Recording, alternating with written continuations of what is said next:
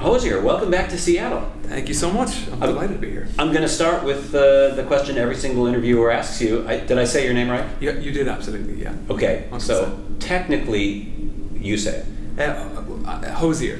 Right. I hesitated there, but it rhymes with cozier. Hozier, Yeah. right. Because I think we've been calling you Hozier for a long time. Yeah, I'm okay with that. I think there's an element of accent in it, which just, Yeah. yeah, totally okay. I mean, not to dwell on this at all, but I figured out I think there's 3 levels of pronouncing your name. The first is the lazy way that we're doing it, which is Hozier. Mm-hmm. The second is the correct way, which is Hozier. Mm-hmm. And then there's like the pretentious fancy way, which is Hozier. Yes, exactly right. Yeah. That's too much. Totally. That's just a step too far. Yeah.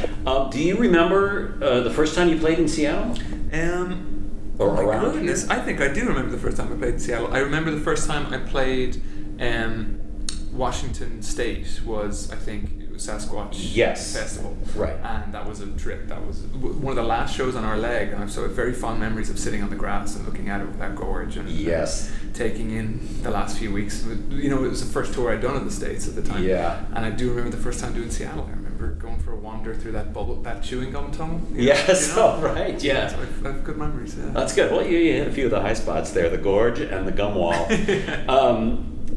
I've talked to a lot of artists these days whose current albums were born to some degree during the depths of the pandemic. Mm-hmm. It's like we're getting the fruit of all that labor kind of right now, you know? Mm-hmm. And so your album, Unreal Unearth, I guess you maybe wrote most of it during the pandemic? Or Yeah. I definitely started breaking ground on it in the early parts of the pandemic, and it sort of changed and shifted. And I had a lot of those songs had a lot of drafts to them, but for sure, then the kind of idea of a sense of unrealness, or a sense of an earth that is not itself, was kind of getting into me in the early parts of that pandemic. Yeah, and it's, I guess, I don't know if you would say it's based on or inspired by Dantes Inferno, which I think I might have skipped that part of English lit when I was in college. But me too.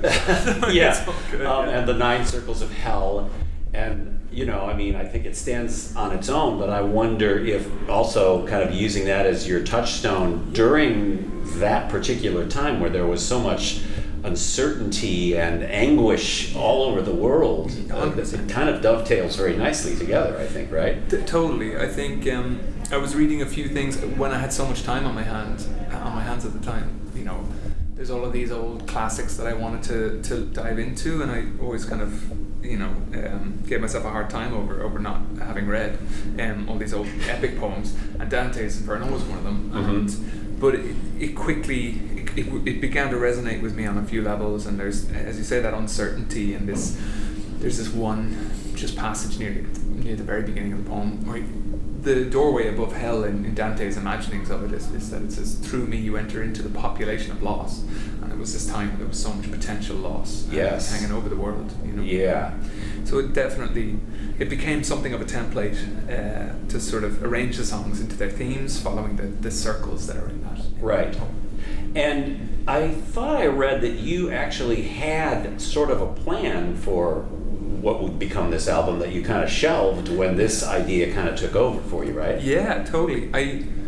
It was very specific, and the references were quite direct and quite literal to a lot of characters and mythological figures and stuff. And there were songs all from mythological figures' points of view that have died in their different stories. So there was a very different version of Francesca. Mm-hmm.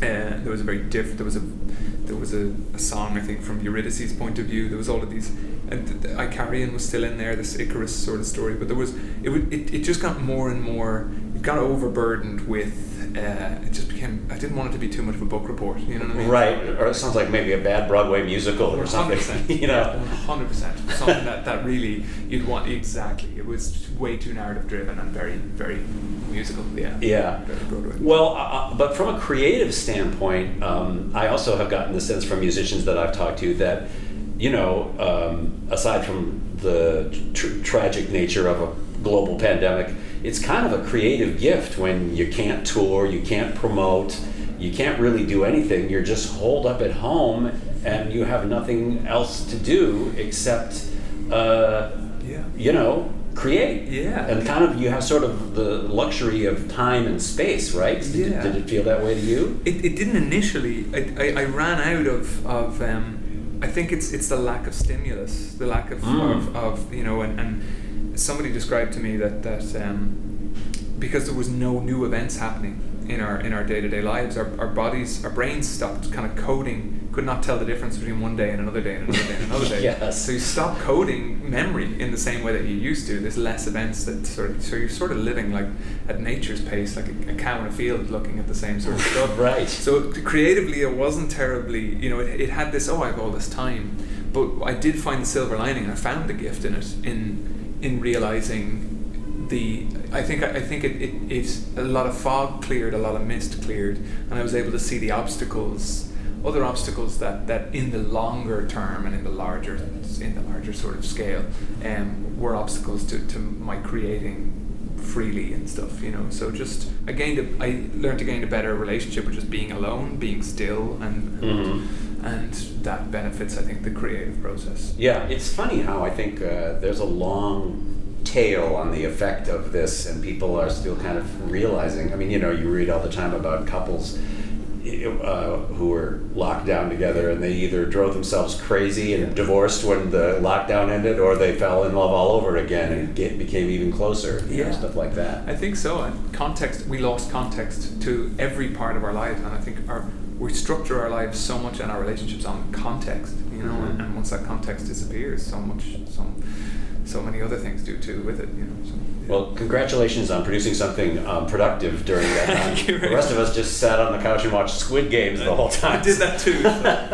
I looked at the credits on the album, and it's a lot of people. I mean, besides the usual guitar, drum, bass, keyboard, there are orchestras, and there are string sections, and there are choirs. I mean, it looks like the music credits on a Marvel movie or something.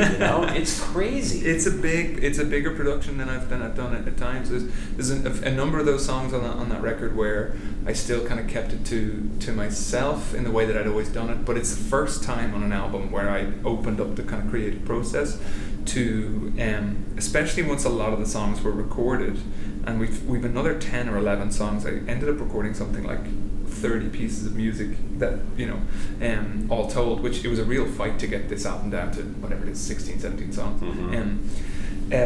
Then once I had sort of recorded everything that I felt I was happy with, I sort of just started opening the creative process to a what if and a why not, And so I jammed with a group of musicians, and what you hear on that is the musical talents and gifts of a lot of new people that I was working with. Right. Well, speaking of people on the album, we have to talk about one song that has a special meaning to us around here in the Pacific Northwest. Your song "Damage Gets Done." Yes. That you did with Brandy Carlisle, Yeah. which is such a beautiful song. Thank you. Now I think you guys. There's a video circulating of you guys doing the joke. We sang the joke together, somewhere, maybe a couple of your shows or something. Yes, yeah. Once at the Mothership recently, a festival that Brandy was hosting in Florida. I've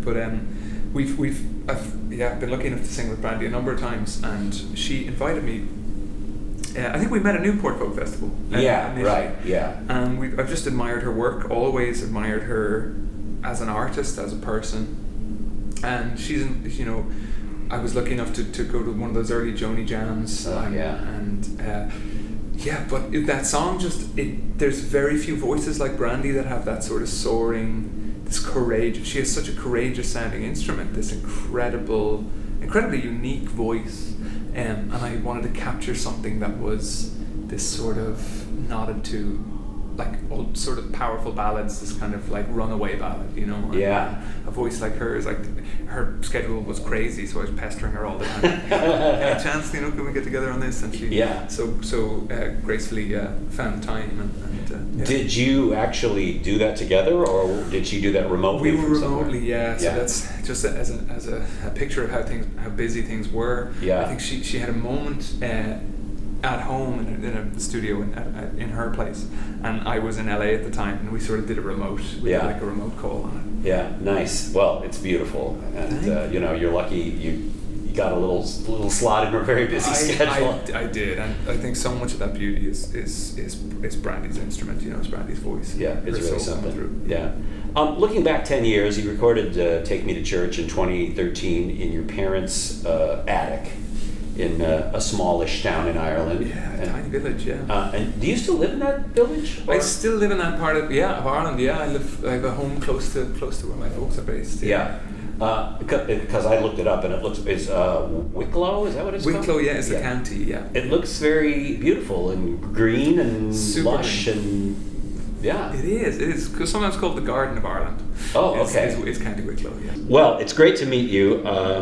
And here's the most interesting fact about you. Maybe not the most interesting fact, but I love the fact that your birthday is on St. Patrick's Day, for Pete's sake. Yeah, I know. Come on. How Irish can you be? I know, it's silly. Yeah, but fun though. At home it's a national holiday, so I always had a day off school and I always had a day off work. So they do take St. Patrick's Day seriously in Ireland? They do. The parades are nothing like you'd see in the States. Yeah. I have to say, but they do take it seriously. I don't know. It's kind of a tough.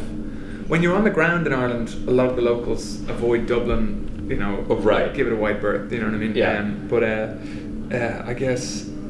Yeah, it is. Every little town, every little village has its own parade, and so that's like the local Boy Scout club and a float, which is it could be a tractor and a flatbed that has some whatever it is, just a local community thing. So most villages and towns have parades, and there's a lot of. Every year, there's definitely ones that become memeified, or there's jokes of current affairs or local stories. Oh, right. Okay, good. It'd be fun. Yeah, you have to deploy that Irish sense of humor. Exactly. Yes, great. Well, it's great to meet you. The album is Unreal Unearthed, and it is a big, beautiful piece of work. So congratulations on that. Thank you so much. And have a great show tonight. Thank you. Hozier.